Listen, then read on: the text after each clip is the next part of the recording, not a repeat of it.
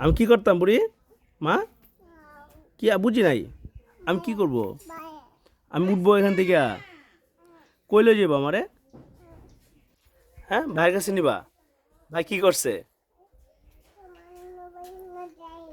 ভাইটা দেয় না, এখন আমি কি করব?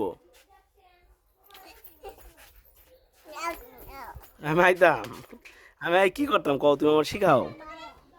আমি কি এটা মাইরে এনে নিমু? মারবো বাইরে, কি মার দিব? মার দিয়ে এটা নিবো? পরে ভাই কান্না করলে কি?